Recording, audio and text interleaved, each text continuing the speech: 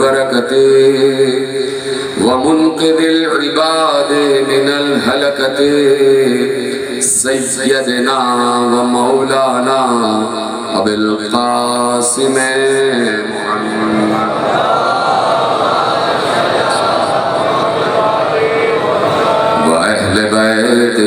तय्यबीन ताहिरीन अल-मासूमीन अल-मज़लूमीन अल-मुंतखबीन अल-मुंतजबीन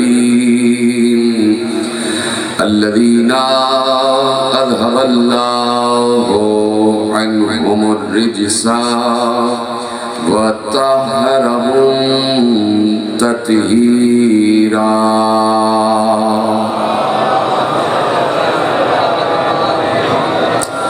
अम्मा बअद फ़क़द क़ाल अल्लाहु सुब्हानहु व तआला फ़ी मुहकम किताबिहिल मजीद व फ़ुरक़ानिहिल हमीद व क़ौलुहुल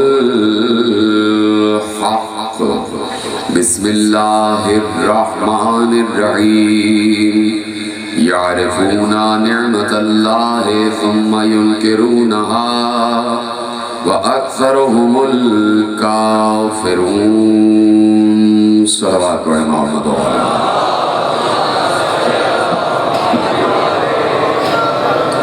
1445 हिजरी के अशरे माह मुहर्रम की मरकज़ी इमाम बारगाह धोबी घाट फैसलाबाद में आप हज़रात आज चौथी तकरीब समाअत फरमा रहे हैं। मौज़ूए गुफ्तगू है वसाइले मारिफत, और वसाइले मारिफत यकीनन बहुत ज़रूरी हैं। जो इंसान जितना ईमान के दर्जों में आगे बढ़ना चाहता है उसके लिए ज़रूरी है कि वो मारिफत में उतना ही आगे बढ़ेगा। जो जितना मारिफत में आगे बढ़ेगा उसके ईमान के दर्जों में उतना ही इजाफा होता जाएगा। अब मैं ये जुमला अर्ज कर चुका, तो इस जुमले की रोशनी में आप अंदाज़ा लगाइए कि जो ईमान के 10वें दर्जे पर आ जाए उसकी मारिफत क्या होगी। जो ईमान के 10वें दर्जे पर हो तो उसकी मारिफत क्या होगी। और ये दर्जाते ईमानी बवसाइले मारिफत है और बवसीले मारिफत है, और मारिफत बक़द्र अक़्ल है। जिसकी जितनी अक़्ल बढ़ेगी उसकी उतनी ही मारिफत बढ़ती जाएगी। अपने चारों तरफ के मनाजिर पर गौर करना मारिफत में इजाफे का सबब है। अपने इल्म में इजाफा करना मारिफत में इजाफे का सबब है। अपनी तालीम में इजाफा करना मारिफत में इजाफे का सबब है। अपने मुशाहिदे में इजाफा करना मारिफत में इजाफे का सबब है। अपने अदब में इजाफा करना मारिफत में इजाफे का सबब है। ये सब असबाब मारिफत हैं, ये सब वसाइले मारिफत हैं। लेकिन मारिफत का सबसे बड़ा और आला उन्सुर कि जो तारीख़ इमामत में बताया गया है उसमें इमाम मूसी काज़िम अलैहिस्सलातु वस्सलाम के दौर में एक शख्स है कि जो बहुत मुत्तकी है, बहुत परहेजगार है। अब मैं गुफ्तगू शुरू कर रहा हूँ और बता रहा हूँ कि असल मारिफत किसे कहा जाता है। कि उस दौर में एक शख्स है, मुत्तकी है, परहेजगार है, नमाजी है, रोज़ेदार है, हज गुजार है, अम्र बिल मारूफ भी करता है, नही अनिल मुनकर भी करता है। और जब वक्त पड़ता है तो दरबार में सबके सामने खलीफा को टोक भी देता है, उसकी गलती पर उसको टोक भी देता है। ये सारी चीजें उसके अंदर हैं। वो मुत्तकी भी है, परहेजगार भी है। ऐसे में किसी मस्जिद में उसकी मुलाकात मेरे सातवें इमाम से हो गई। सातवें इमाम का तारुफ हुआ और इमाम ने कहा, हाँ हाँ हमने तुम्हारे बारे में सुना है, तुम बड़े मुत्तकी हो, बड़े परहेजगार हो, बड़े नमाजी हो, बड़े रोजेदार हो, अम्र बिल मारूफ भी करते हो, नहीं अनिल मुनकर भी करते हो, और बादशाह को बरसरे दरबार टोक भी देते हो। तुम्हारे पास इल्म भी है, सब कुछ है, लेकिन इसके बावजूद तुम्हारे पास मारिफत नहीं है। तुम्हारे पास मारिफत नहीं है। यानी इन तमाम चीजों के होने के बावजूद मारिफत एक और कोई शय है, एक और कोई जज्बा है, एक और कोई एहसास है, एक और कोई उन्सुर है कि जो किसी और तरीके से हासिल होता है। और मारिफत किसी और चीज का नाम है। एक बार वो ठिठक गए और उन्होंने इमाम से पूछा कि मारिफत क्या है, मल मारिफा, मारिफत क्या है। इमाम ने कहा उतलबुल हदीस, जाओ इल्म हदीस हासिल करो, इल्म हदीस हासिल करो। उन्होंने पूछा अमन, किससे हासिल करो। इमाम ने इरशाद फरमाया अन फुक़हाए मदीना, जाओ मदीने के फुक़हा से इल्म हदीस हासिल करो। वो इमाम के कहने पर मदीने के फकीहों से इल्म दीन हासिल करने लगे। उन्होंने 2-2.5 साल इल्म दीन हासिल किया, फुक़हाए मदीना से इल्म हदीस हासिल किया, इल्म फ़िक़्ह हासिल किया और जो कुछ पढ़ सकते थे उसे पढ़ लिया। उसके बाद बहुत अरसे बाद उनकी दोबारा इमाम से मुलाकात हुई। इमाम से कहा कि मैंने इल्म हदीस हासिल कर लिया है, इल्म फ़िक़्ह फुक़हाए मदीना से हासिल कर लिया है, अब आप बताइए क्या करूं, अब कैसे मारिफत हासिल करूं। इमाम ने कहा सुनाओ, जो कुछ तुमने हासिल किया है मुझे सुनाओ,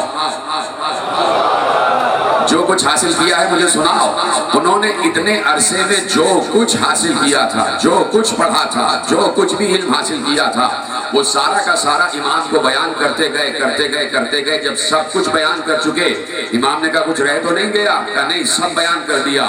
इमाम ने कहा ये सब सही है मगर फिर भी तुम्हारे पास अभी मारिफत नहीं है। ये सब सही है लेकिन अभी तुम्हारे पास मारिफत नहीं है। अब वो कहते हैं, ये कह के इमाम आगे बढ़ गए, इमाम आगे बढ़ गए। फिर उसने पूछा कि मैं कहां से मारिफत हासिल करूं। जाओ उतलबुल मारिफा, आरिफुल मारिफा, जाओ मारिफत की इरफान हासिल करो, मारिफत का इरफान हासिल करो, मारिफत की मारिफत हासिल करो। ये कह के इमाम आगे बढ़ गए। अब ये कहते हैं कि मुझे अपने दीन के बारे में परेशानी लाहक हो गई कि मैं ईमान के किस दर्जे पर खड़ा हुआ हूँ, मेरा दीन कहाँ पर है, मेरा इल्म कहाँ पर है, आया मैंने कुछ हासिल किया भी है या नहीं है, या जो कुछ भी हासिल किया है वो सब सरसे नजर हो रहा है। अपने बारे में सोच रहे थे कि दूसरे ही दिन इमाम से दोबारा मुलाकात हुई। अब ये आगे बढ़े, इन्होंने इमाम को सलाम किया, इमाम ने जवाब सलाम दिया। एक बार इन्होंने पूछा कि इन्नी, कहने लगे इमाम से, कहने लगे इन्नी अहतज्जु इलैका बैना यदैल्लाह, मैं अल्लाह से आपकी शिकायत करूंगा। कहा क्यों। कहा कि अब आप बताएं मुझे कि मारिफत क्या है। फदुल्लनी अलल मारिफा, अब आप मुझे बताएं कि मारिफत क्या है, मुझे मारिफत के दलाइल अब आप पेश करें। फदुल्लनी अलल मारिफा, अब आप मुझे बताएं कि मारिफत क्या है। ये सब पेशे निगाह हो गया ना आपके तमाम हजरात जो मेरे साथ बैठे हुए हैं कि इन्होंने इल्म हदीस भी हासिल कर लिया, ये नमाजी भी हैं, ये परहेजगार भी हैं, ये मुत्तकी भी हैं, ये अम्र बिल मारूफ भी करते हैं, ये नही अनिल मुनकर भी करते हैं, ये तमाम चीजें जो शरीयत के तकाजे हैं वो पूरे भी करते हैं। बादशाह को दरबार में बड़े सारे दरबार टोक भी देते हैं, बादशाह को बता भी देते हैं कि ये काम तुम गलत कर रहे हो। जुर्रत भी है, हिम्मत भी है, इल्म भी है, तालीम भी है, तकवा भी है, परहेजगारी भी है, अम्र भी है, मारूफ भी है, नहीं भी है, विलायत भी है, बरात भी है, सब कुछ है। लेकिन इमाम से पूछ रहे हैं फदुल्लनी अलल मारिफा, अब आप बताइए कि मारिफत क्या है। जैसे ही उन्होंने इमाम से ये पूछा कि अब आप बताइए मारिफत क्या है, तो इमाम ने जिक्र अली शुरू कर दिया।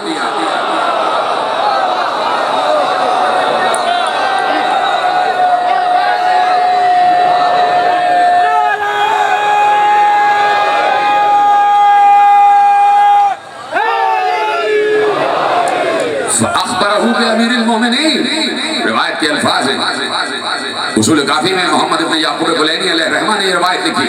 फ़अख़बरहू बिअमीरिल मोमिनीन, उन्होंने इमाम ने अमीरुल मोमिनीन का जिक्र शुरू कर दिया, यानी बताया कि मारिफत बगैर जिक्र अली नामुमकिन है। जब तक जिक्र अली ना हो, जब तक अली का इरफान ना हो, जब तक जिक्र अली की मारिफत ना हो तो मारिफत में आगे नहीं बढ़ सकते। ये रूहानियत का सिलसिला है, ये रूहानियत का सिलसिला है।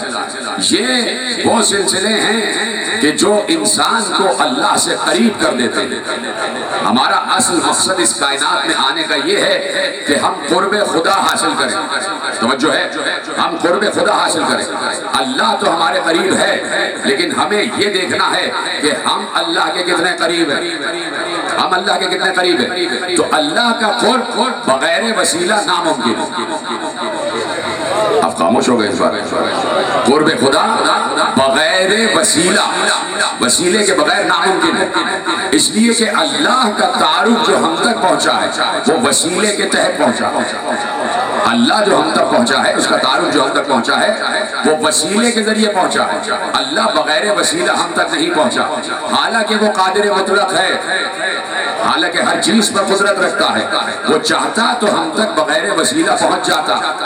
अपनी कुदरत के तहत हमारा हम तक उसका तारुफ बगैर वसीला पहुंच सकता था। लेकिन मैं मुल्लाओं से ये कहना चाहता हूं कि जब वो इतना कादिर होते हुए हम तक बगैर वसीला नहीं पहुंचा, तो हम इतने कमजोर होते हुए उस तक बगैर वसीला कैसे पहुंच जाएंगे? हम इतने नाकिस होते हुए उस तक बगैर वसीला कैसे पहुंच जाएंगे? तो वसीला बहुत जरूरी है। और वसीला भी वो हो जो मारिफत के साथ, जो मारिफत के साथ हर काम की मारिफत होना जरूरी है। जो काम आप कर रहे हैं, अब मैं निचले दर्जे से बात शुरू कर रहा हूँ कि भाई जो काम आप कर रहे हैं उसकी मारिफत होना जरूरी है कि काम क्या कर रहे हैं, काम क्या कर रहे हैं। मसलन मैंने कहीं मिसाल दी थी और वो मिसाल आपके सामने दोहराता हूँ कि आप जा रहे हैं, सड़क पर जा रहे हैं और ऐसे में कोई साहब है जो गड्ढा खोद रहे हैं, गड्ढा खोद रहे हैं, खुदाई कर रहे हैं। आपने उनसे पूछा क्या कर रहे हो? तवज्जो से सुनिएगा और समझिएगा मैं कहने का चाह रहा हूँ। आपने उनसे पूछा क्या कर रहे हो? उन्होंने कहा गड्ढा खोद रहा हूँ। ठीक है, आपने कहा क्यों खोद रहे हो? उन्होंने कहा मुझे नहीं मालूम क्यों खोद रहा हूँ। तो जो है सब सुन रहे मेरे साथ, यानी उस काम की मारिफत नहीं है कि जो काम कर रहे हैं, उस काम की मारिफत नहीं है जो काम कर रहे हैं। अब मैंने निचले सतह की मिसाल दी, अब मैं जरा बुलंद सतह की मिसाल देता हूँ। कोई साहब नमाज पढ़ रहे हैं, कोई साहब नमाज पढ़ रहे, नमाज पढ़ ली उन्होंने। आपने पूछा क्या काम कर रहे थे? उन्होंने कहा नमाज पढ़ रहा था। आपने कहा किसकी नमाज पढ़ रहे थे? उन्होंने कहा पता नहीं। ये आखिरी आदमी तक बात मेरी पहुंच रही है। यानी जो काम कर रहे हो उसकी मारिफत होना जरूरी है, उसको पहचानना जरूरी है। जिसका सजदा कर रहे हो क्या उसे पहचानते भी हो? जिसके सजदे में पेशानी रखी है क्या उसका इरफान भी हासिल है, क्या उसकी मारिफत भी हासिल है? इसलिए जब इमाम से पूछा गया कि मौला हमारी दुआएं कबूल नहीं होती, आज दुआएं हमारी रद्द हो जाती हैं, कबूल नहीं होती, उसकी वजह क्या है? सुनेंगे जुमला। मेरे छठे इमाम ने इरशाद फरमाया कि लिअन्नकुम तदऊना मन ला तारिफून, इसलिए कि तुम उसको पुकार रहे हो जिसे पहचानते ही नहीं हो। उसको पुकार रहे हो जिसे पहचानते ही नहीं हो, जिसका इरफान ही हासिल नहीं है। तो इरफान जरूरी है। मैंने कहा मारिफत बक़द्र अक्ल, और अक्ल पर सैकल किया जा सकता है, अक्ल पर सैकल किया जा सकता है। अक्ल आगे बढ़ती है, मारिफत आगे बढ़ती है। अक्ल कामिल होती है 40 बरस के सिन में, तो आपकी मारिफत भी 40 बरस के सिन में कामिल हो जानी चाहिए, हो जानी चाहिए। तो अब मारिफत के जराए क्या है, मारिफत के वसीले क्या है?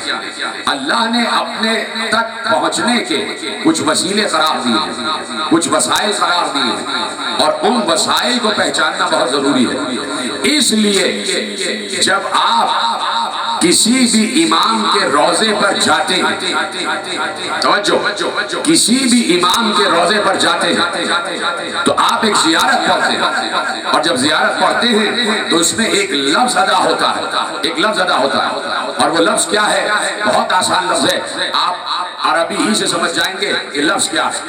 बहुत आसान लफ्ज है, और जो हजरात जियारत पर जा चुके हैं और जियारतें पढ़ी हैं उन्होंने, और वो उस लफ्ज तक आसानी पहुंच जाएंगे कि आप इमाम की तरफ, ज़रीह की तरफ रुख करके मुखातिब होते हैं। जहां बहुत सारे जुमले इमाम की शान में बोलते हैं, वहीं एक जुमला एक और है, और वो हर इमाम के लिए बोला जाता है कि मैं गवाही देता हूं। क्या गवाही देता हूं? अंतुम बाबुल्लाह, आप अल्लाह तक पहुंचने का दरवाजा हैं। अंतबाबुल्लाह, आप अल्लाह तक पहुंचने का दरवाजा है। ये सब अबवाबुल्लाह हैं, ये जितने हैं ये सब अबवाबुल्लाह हैं, ये अल्लाह तक पहुंचने का दरवाजा है। यानी अल्लाह तक पहुंचने का कोई दरवाजा भी है जिसके जरिए से अल्लाह तक पहुंचा जा सकता है। जैसे शहरे इल्म तक पहुंचने का दरवाजा, सलामत रहे आप, इशारों से बात समझ रहे हैं, खुदा का शुक्र है। जैसे शहर इल्म तक पहुंचने का दरवाजा अली अली वैसे ही हर दरवाजा जो आले मोहम्मद से मुत्तसिल है वो अल्लाह तक पहुंचाता है, अल्लाह से करीब करता है, वो अल्लाह से करीब करता है। अली भी बाबुल्लाह है और अली के बाद जितने अली के बेटे हैं सब के सब बाबुल्लाह, सब अब बाबुल्लाह हैं, सब अल्लाह तक पहुंचने का वसीला है, सब अल्लाह तक पहुंचने का रास्ता है, सब अल्लाह तक पहुंचने का दरवाजा है। पैगंबर तो यहां तक कह चुके, तवज्जो फरमाइए आपने।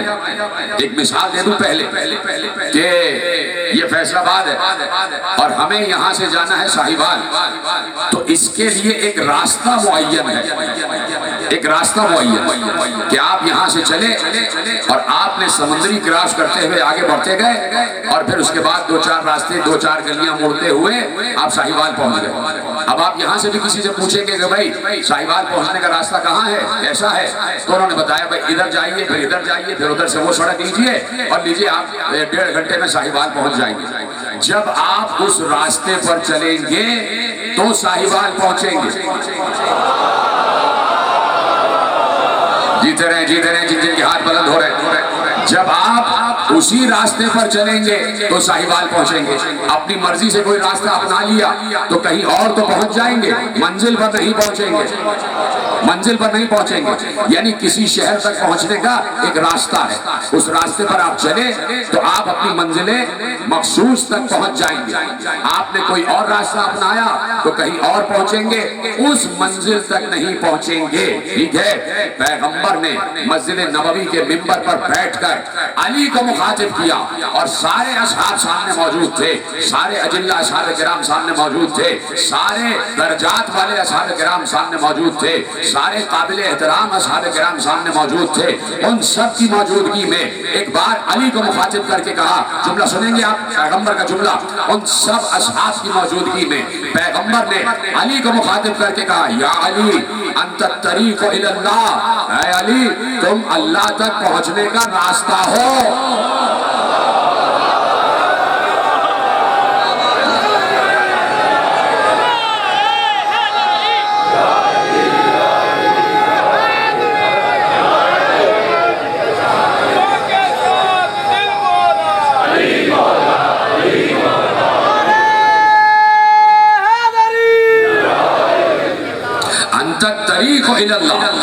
तुम अल्लाह तक पहुंचने का रास्ता है।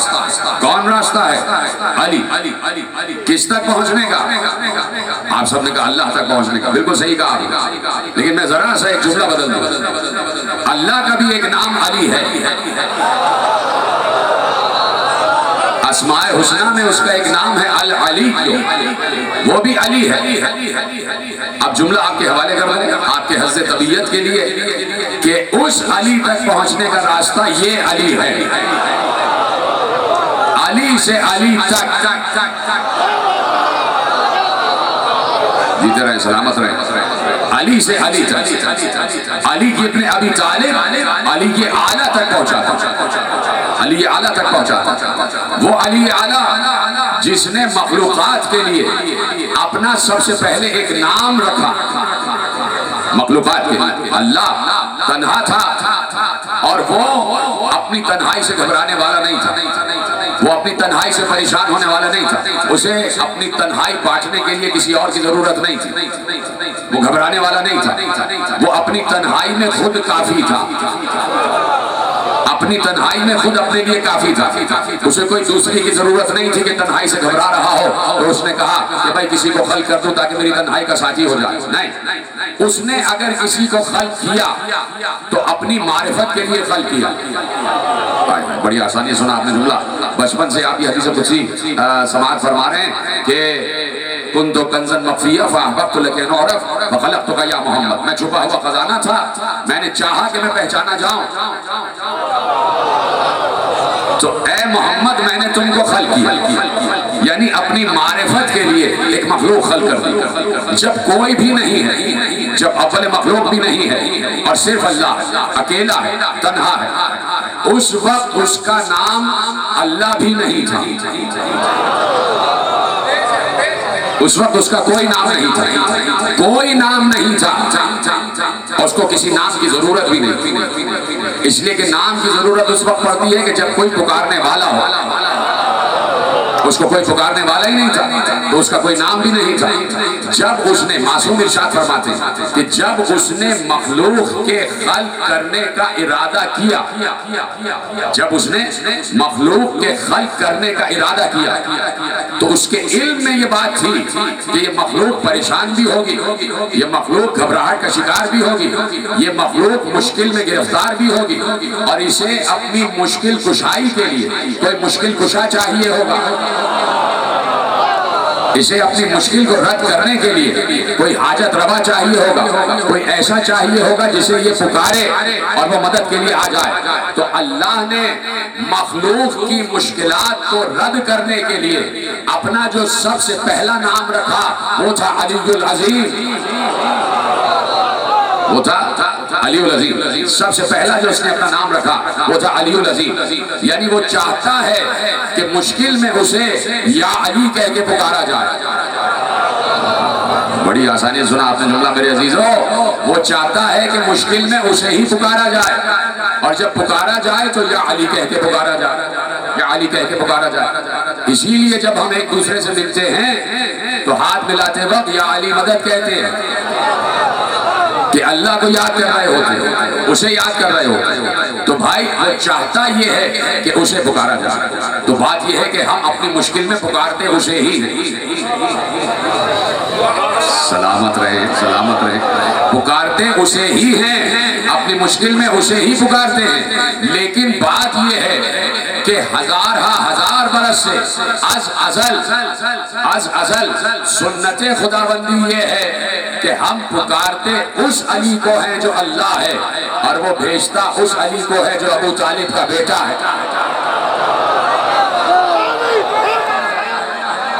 तो मैं चाहता हूं कि मैं समझाऊं कि मैं कौन हूं। तो मुस्तफा को समझा दिया, मुस्तफा को बता दिया, मुस्तफा को मारिफत अता कर दी, अपनी सारी मारिफत अता की।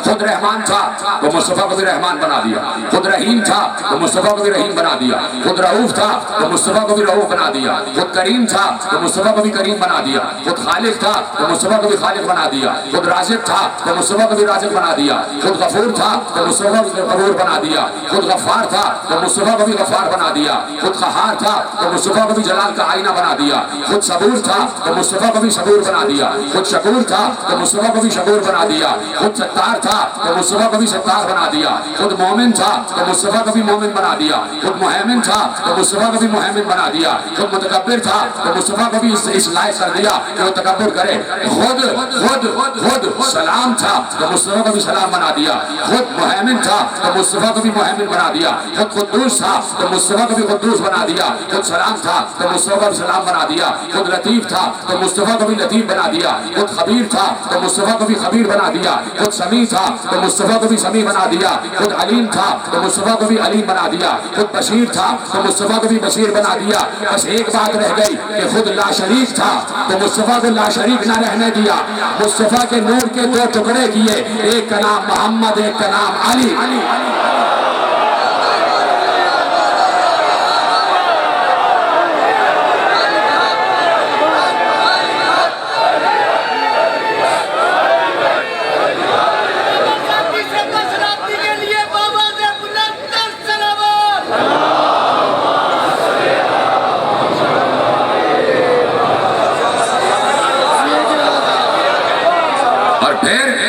दूसरा टुकड़ा जो खल्क हुआ, दूसरा टुकड़ा जो सादिर हुआ, उसे अली का नाम दिया। बताया कि अली समझाएगा कि अली आला कौन है और फिर उस अली को इतने मर्तबे अता कर दिए मोहम्मद के जरिए से। मोहम्मद का वजूद हर बार लाजमी है, बगैर मोहम्मद कुछ भी नहीं है, बगैर मुस्तफा कुछ भी नहीं है। मोहम्मद के जरिए से उस अली को वो मरातिब अता किया, उस अली के उन मरातिब का ऐलान किया कि जिन मरातिब तक कोई ना पहुंच सका, जिन मरातिब तक कोई ना पहुंच सका। समझ जो है आपने, मैंने रोकी है बात इसलिए कि मुझे एक रिवायत याद आ गई।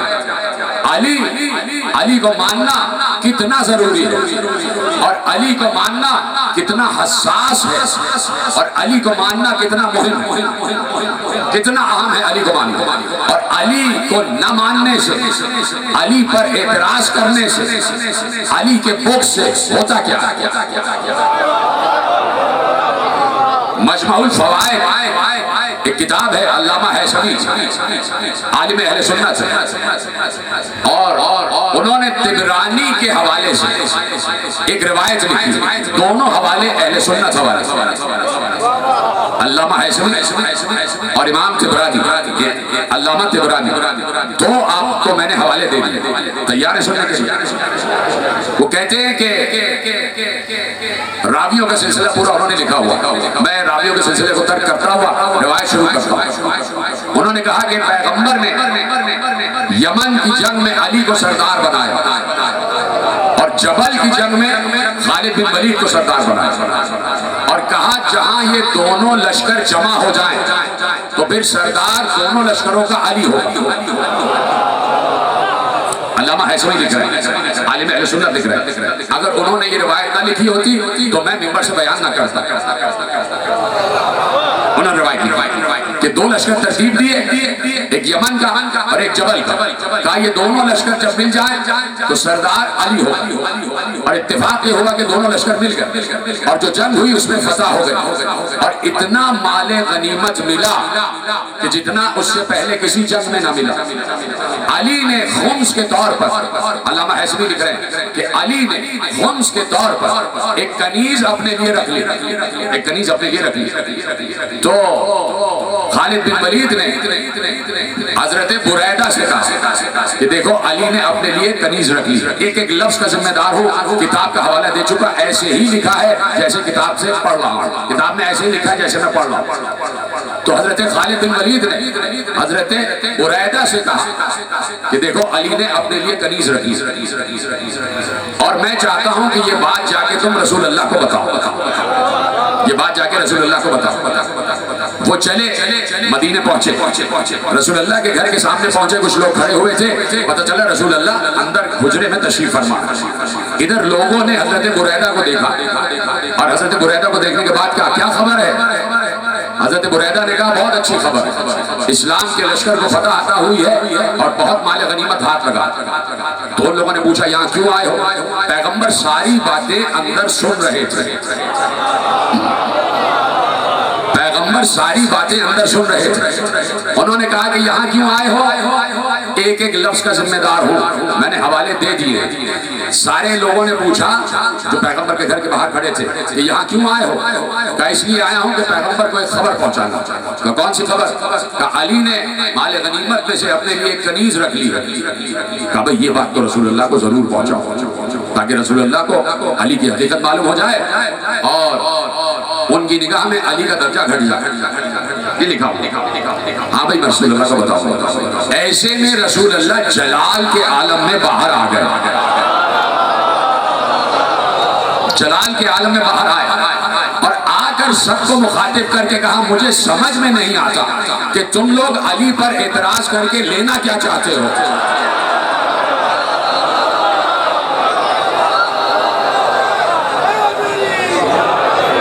तुम लोग अली पर एतराज करके लेना क्या चाहते हो? सुनो ऐ बुरैदा, जाके बता दो कि अली का इस माले गनीमत में उस कनीज से कहीं ज्यादा हिस्सा है।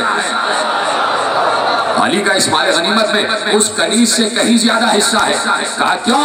कहा इन्नहु वलिय्युम मिन बादी वलिय्युकुम मिन बादी, इसलिए कि अली मेरे बाद तुम्हारा वली है, मेरे बाद तुम्हारा वली है। आप सुनेंगे जिस जुमले की मैंने जहमत दी है।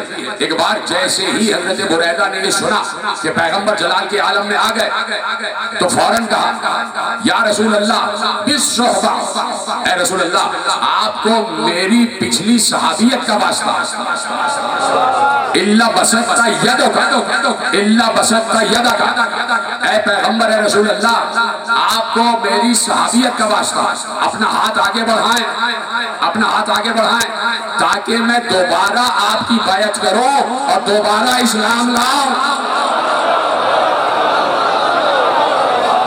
जो समझ गए उनको मेरा सलाम है, खुदा आपको सलामत रखे। समझ फरमाइए ला यबायका अलल इस्लाम जदीदन लफ्ज है ताकि मैं दोबारा इस्लाम लाऊं। भाई आलिम अहले सुन्नत ने लिखा है। और एक जलीलुल कद्र सहाबी की के अल्फाज हैं कि परवरदिगार के रसूल हाथ आगे बढ़ाइए ताकि मैं आपकी दोबारा बैअत करूं और दोबारा इस्लाम लाऊं। अब जुमला यहाँ पे खत्म हो रहा है कि मैं उस वक्त तक वहां से नहीं उठा जब तक मैंने पैगंबर के हाथ पे दोबारा बैअत नहीं कर ली और इस्लाम में दोबारा से दाखिल नहीं हो गया। आप समझे? आप रिवायत का नतीजा आपके हवाले कर दो कि अली से बुग़्ज़ इस्लाम से खारिज कर देता है।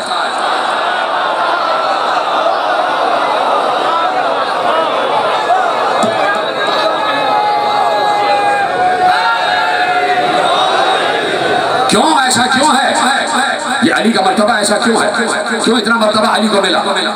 इसलिए कि खुद पैगंबर ने कह दिया था, अल्लाह पैगंबर से कहलवा रहा है और पैगंबर इरशाद फरमा रहे हैं, अल हक़ मा अली व अली मअल हक़।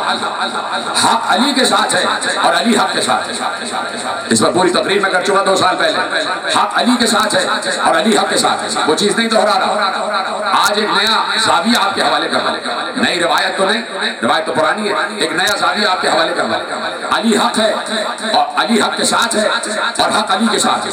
अल हक़ मा अली व अली मअल हक़। हक़ अली के साथ है और अली हक़ के साथ है। ये पैगंबर की हदीस है और मुत्तफ़िक़ अलैह हदीस है। सबने इस हदीस को लिखा है, हक़ अली के साथ, अली हक़ के साथ। यहाँ तो साथ की बात हो रही है कि हक़ के साथ है और हक़ इनके साथ है। लेकिन शाह अब्दुल हक मुहद्दिस दहलवी मुस्नद अहमद इब्न हंबल सीरत हलबिया कंजुल उम्माल मुल्ला मुत्तकी हिंदी हवाले दे दिया आपको। मुस्नद अहमद इब्न हंबल सीरत हलबिया कंजुल उम्माल और मदारिजुल नबुव्वा, 4 मैंने आपको हवाले दिए आलम इस्लाम के बड़े अहम तरीन हवाले। और अब जब मैं रिवायत पढ़ूंगा तो आप कहेंगे तो हमने सुनी भी रिवायत, खुश हो जाएंगे आप, आपके चेहरों पे बिलाई मुस्कुराहट आ जाएगी।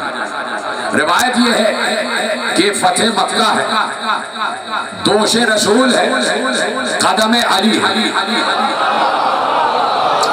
सलामत रहे। ऐसे ही इसी तरह मेरे साथ बात करते हैं। फतेह मक्का है, दोशे रसूल है और कदम है अली। अली दोशे रसूल पर बुलंद है। वो शिकनी का मामला है, वो शिकनी का मामला है। अभी तो हदीस ये थी ना कि हक़ अली के साथ है और अली हक़ के साथ है। अब एक और हदीस आने वाली है, एक और हदीस आने वाली है। पैगंबर ने एक बार सर उठाकर कहा, या अली इतनी बुलंदी पर हो। ये तरह याद आ गई आपको रिवायत, या अली कितनी बुलंदी पर हो। अली ने कहा इतनी बुलंदी पर हो कि हाथ बढ़ाऊं तो अर्श आजम तक हाथ पहुंच जाए, हाथ बढ़ाऊं तो अर्श आजम तक हाथ पहुंच जाए। क्या हदीस है? हक़ अली के साथ, अली हक़ के साथ। लेकिन अब पैगंबर एक और हदीस इरशाद फरमाने जा रहे हैं, कहा कि हाथ बढ़ाऊं तो अर्श आजम तक हाथ पहुंच जाए। तो पैगंबर ने वहीं से खड़े खड़े कहा, या अली क्यों ना हो, ऐसा क्यों ना हो। खुशा वक्त, अब 2 लफ्ज़ हैं, खुशा वक्त तुम्हारा कि तुम कारे हक़ अंजाम दे रहे हो। जुमला महफूज किया।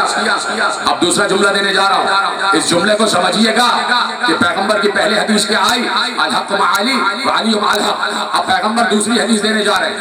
अभी तो कहा था हक़ साथ है और अली साथ है हक़, लेकिन अब क्या कह रहे हैं, खुशा वक्त तुम्हारा कि तुम हक़ का काम अंजाम दे रहे हो और खुशा हाल मेरा कि मैं हक़ का वज़न उठाए हुए हूं।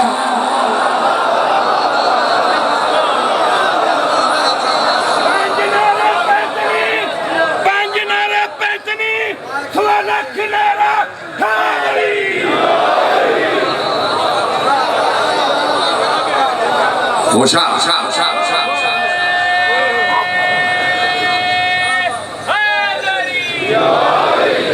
खुशा वक्त तुम्हारा कि तुम कारे हक़ अंजाम दे रहे हो और खुशा हाल मेरा कि मैं बारे हक़ उठाए हुए हूं। किसको उठाए हुए हैं? मुंह से तो बोलो ना, इसमें आज़म है। किसका वजन उठाए हुए हैं? पैगंबर किसको उठाए हुए हैं? अली को। और पैगंबर कह रहे हैं मैं हक़ का वजन उठाए हुए हूँ। तो अब पैगंबर ने तो बात और आगे की कर दी। अब तक तो कह रहे थे हक़ अली के साथ है, अब कहा हक़ है ही अली।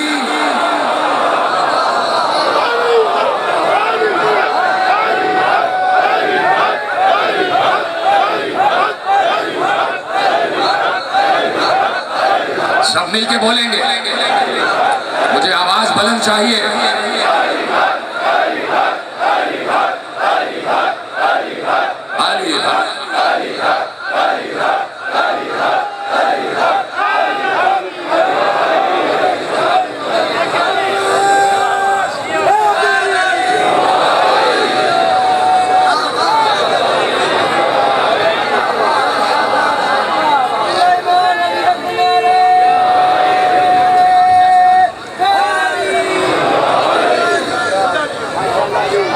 समझ फरमा लिया आपने कि अली मुजस्सम हक है, अली हक है। पैगंबर ने कहा मैं हक का वजन उठाए हुए न पढ़ता मेरे भाई। अगर शाह अब्दुल्ला मुहद्दिस दहलवी ने ना लिखी होती, अगर मुल्ला मुत्तकी हिंदी ने ना लिखी होती, अगर खतीब बगदादी ने ना लिखी होती, अगर इमाम अहमद इब्न हंबल ने ना लिखी होती तो भाई रिवायत भी मिंबर से ना पढ़ता। लेकिन जब जलीलुल क़द्र उलमा ने लिख दिया तो आप पढ़ने में क्या तामुल है कि अली मुजस्सम हक है, अली हक है। साबित हो गया उलमा अहले सुन्नत से पैगंबर के कौल की रोशनी में ये बात साबित कर दी कि अली हक है। साबित हो गई बात, अली हक है। अली दाएं मुड़े तो हक दाएं मुड़ता, अली बाएं मुड़े तो हक बाएं मुड़ता। अली मुसल्ले पर हो तो हक मुसल्ले पर है, अली मस्जिद में हो तो हक मस्जिद में है, अली मिंबर पे है तो हक मिंबर पे है, अली दोषे रसूल पर है तो हक दोषे रसूल पर है। अली अगर किसी जंग में घोड़े पर आ जाए तो हक घोड़े पर है, ऊंट पर नहीं है।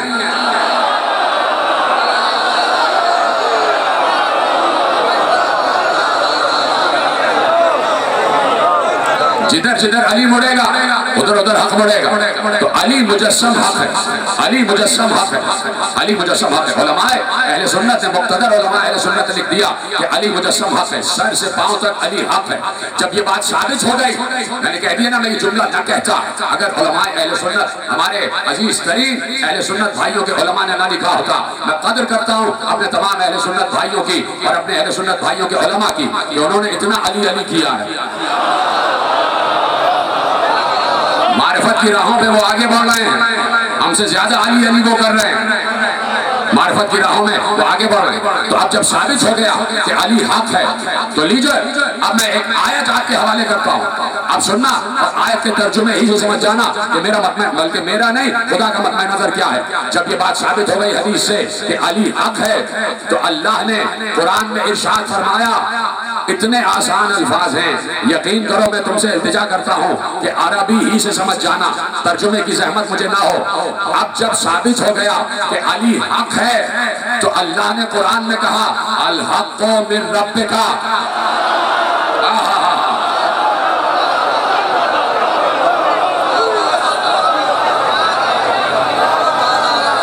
अल हक़्क़ु मिन रब्बिक फला तकुन मिनल मुमतरीन, हक तुम्हारे रब की तरफ से है, देखो शक करने वालों में ना हो जाना।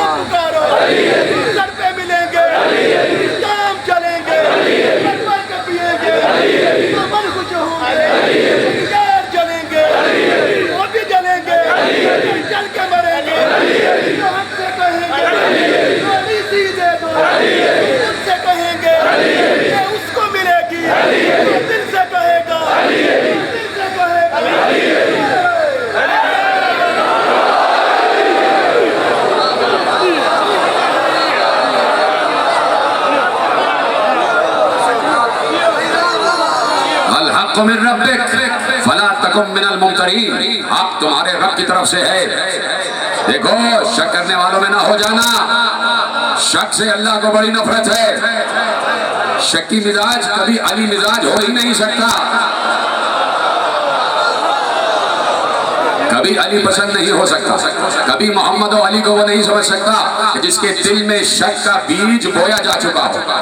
तो शक का पौधा नुमो हासिल न करने देना, शक नहीं होना चाहिए। जो बात कही जाए उसको कबूल करो, और कबूल न की जाए तो एक बार उसका भी तरीका बता दिया, अतीउल्लाह व अतीउर रसूल व उलिल अम्र मिनकुम फ इन तनाज़अतुम फी शैइन फरुद्दूहु इलल्लाहि व रसूल।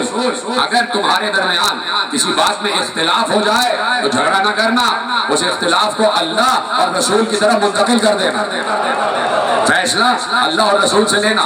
कल यहीं से बात आगे बढ़ेगी, फैसला अल्लाह और रसूल से लेना। तो अल्लाह और रसूल ने तो फैसला कर ही दिया, अल्लाह और रसूल ने तो फैसला कर दिया। अल्लाह ने कहा फैसला अल्लाह और रसूल ने मिलके किया, इन दोनों ने मिलके अली के बारे में फैसला किया। अल्लाह ने कहा, तवज्जो है, फैसला अल्लाह और रसूल ने कर दिया। अल्लाह ने कहा या अय्युहर रसूल बल्लिग, अली ने कहा मन कुंतु मौला।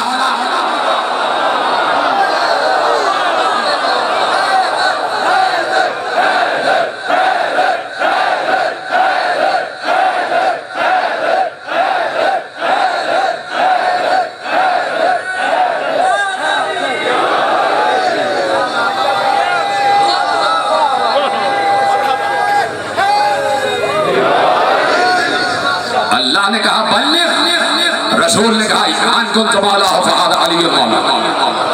यानी अल्लाह और रसूल ने मिल के फैसले किए हैं अली के दर्जात की बुलंदी में।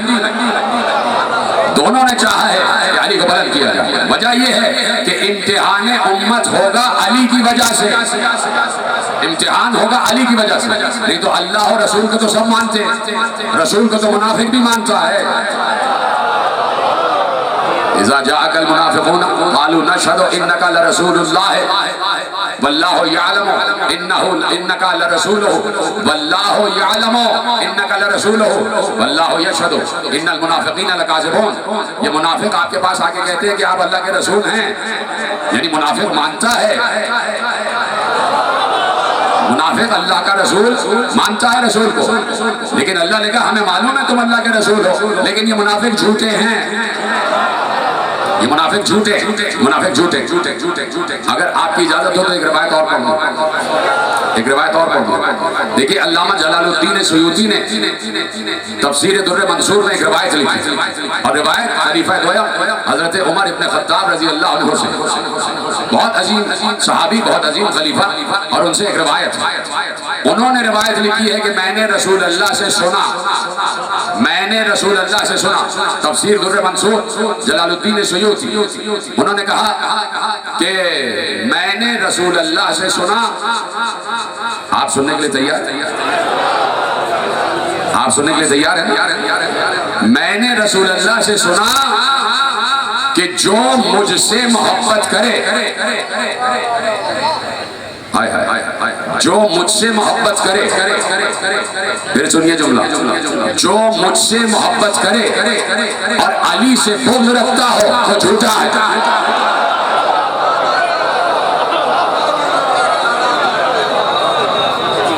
मन ज़अमा अन युहिब्बुनी व यबग़ज़ुनी इन्नहु कज़्ज़ाब।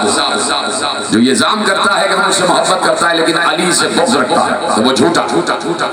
यानी मोहब्बत रसूल बगैर मोहब्बत अली ना अल्लाह को कबूल है ना रसूल अल्लाह को कबूल। यही मारिफत के ज़राए हैं, यही मारिफत के वसाइल, इन्हीं जरिए से मारिफत अपनी आगे बढ़ाई जा सकती है। जितनी मारिफत आगे बढ़ेगी उतनी रूहानियत में इजाफा होगा। ये जितने सूफिया गुजरे हैं, ये जितने औलिया गुजरे हैं, इन सब का एक ही बिट था, अली अली। इन सब का एक ही बिट, अली अली, दम हमदम अली अली, साक़ी बावफा मनम दम हमदम अली अली, सूफी बासफा मनम दम हमदम अली अली, आशिक़ मुर्तज़ा मनम दम हमदम अली अली, मुतरिब खुशनवा मनम दम हमदम अली अली, शाह शरीयतम तुई पीर तरीक़तम तुई। दूसरा मिसरा पढ़ दो, मेरे मौजूद में आ रहा है। शाहे शरीयतम तुई, पीरे तरीकतम तुई, हक व हकीकतम तुई, दम हमदम अली अली।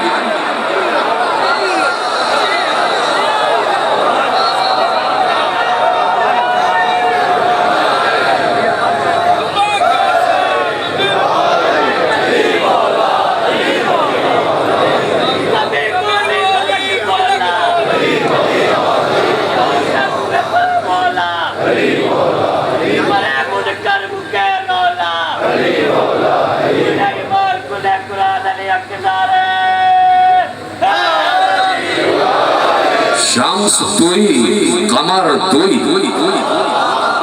शम्स तुई, कमर तुई, मालिक बहरों पर तुई, शम्स तुई, कमर तुई, मालिक बहरों पर तुई। अब आगे कह रहे हैं कि शाहे ताजे से लाफता सरस, ताजे से लाफता सरस, तेरे सर पर लाफता का ताज है। आया इन्नमा बरत, तेरा लिबास इन्नमा युरीदुल्लाह है। समझ गए बात? ताजिज़ लाफता सरस, आया इन्नमा बरत, शम्स गुलाम कम बरत, दम हमदम अली अली। अब पता नहीं कौन से शम्स की बात की है। का ये शम्स जो है ये कंबर का गुलाम है। पता नहीं कौन से शम्स की बात की है। इस वक्त जो सूरज की ओट में छुपा हुआ है ये कंबर का गुलाम है। तो गुलाम तो आका के इशारे पर ही चलता है।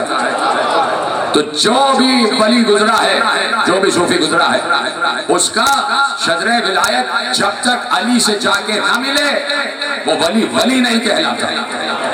शजरे विलायत अली से जाके मिलना चाहिए, तब जाके वो वली वली कहलाता है। इसलिए मैं कहता हूँ कि रूहानियत और नूरानियत में इजाफा जरूरी है कि विर्द अली किया जाए। इसलिए कि अली इसमें आजम, नाद अली इसमें आजम, इसमें आजम। तो अब यहाँ पर जो बैठे हो नाम हुसैन ले रहे हो, तो नाम हुसैन अपनी जगह इसमें आजम, नाम हुसैन अपनी जगह इसमें आजम। मैं कह चुका कि आह करना बिदअत और शिर्क नहीं है। पहली तकरीर में मैंने अर्ज किया कि आह अल्लाह का नाम है, आह अल्लाह का नाम है। इन्ना आहु इस्मुन मिन अस्माइल्लाह, मेरे छठे इमाम की हदीस है कि बेशक आह जो है वो अल्लाह के नामों में से एक नाम है। तो हमें आह से रोका ना करो। हम जब आह कहें तो हमें रोका ना करो। इसलिए कि कोई हमें आह करने से रोकता है तो इसका मतलब है कि हमें अल्लाह कहने से रोकता है।